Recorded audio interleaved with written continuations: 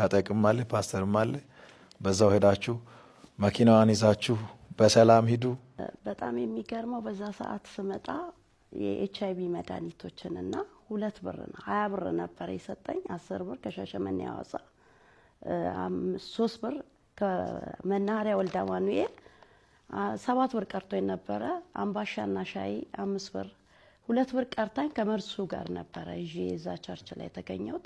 ያ ቀን ለኔ የመጨረሻ ቀን ነው። ለምን ሐኪሜ 1 ወር ጊዜ ነው ያለሽ፣ ማጸንሽ በስብሷል፣ CD4ሽ ወርዷል፣ ወደ ካንሰር ተቀይሯል፣ የምትኖሪው 1 ወር ስለተባልኩኝ 1 ወሯን ከልጆችሽ ጋር አሳልፊ ነበር ያለኝ ሐኪም።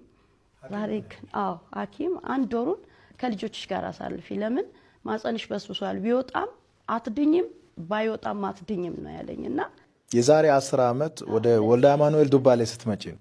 ወልደ አማኑኤል ዱባሌ የመጣው ሰዓት ማለት ነውና መድኃኒቶቹን በመጠቀም ሰዓት በጣም ራብ አለ፣ ችግር አለ። ውጪ ነው ማድረው፣ አባታቸው አባሮኛል።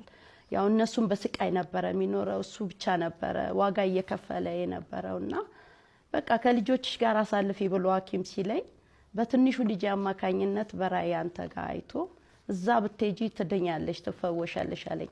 ነብዩ ማለት የነብዩ መሐመድ ሞሊድ ቀን የወለድኩት ነብዩ ተብሎ ይወጣለት ስም። ሙስሊም ነበራችሁ? ሙስሊም ነው። የኔ ስም ፈቲያ፣ የሱ ስም ሙአባ።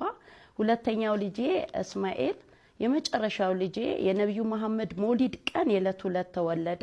ነብዩ ይባል ተባለ።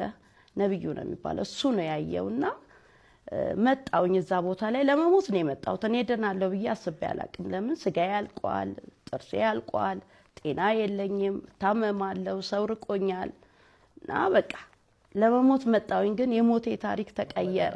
መድኃኒት ጠጥተሽ ለመሞት ነበር አይደል? ይዘሽ ነው የገባሽው? ይዤ ነው የገባሁት።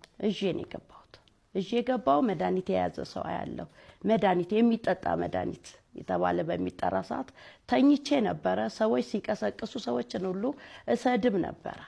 መጨረሻ ላይ ግን ራሴን መድረክ ላይ ነው ያገኘሁት እስከነ መርዙ እስከነ መድኃኒቴ እና ከዚህ በኋላ ካንሰርም የለም፣ ኤችአይቪም የለም፣ ማጸኒጥም የለም፣ ነፃ ወጥተሻል። ከዚህ በኋላ ትለመልም ያለሽ ትሰፊያለሽ፣ አንቺ ለብዙዎች የመብቴ ሰው ትሆኛለሽ አልከኝ።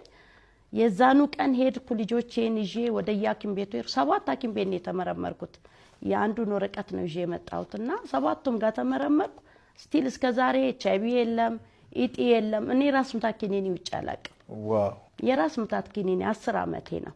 እግዚአብሔር ይመስገን። ለኖርማል ሰው ታሪክሽ በጣም ሄቢ ስለሆነ ላይገባቸው ይችላል። 1 ወር እድሜ ብቻ ነው ያለሽ፣ ይህንን 1 ወር ከልጆችሽ ጋር አሳልፊ የተባለች ሴት 10 ዓመት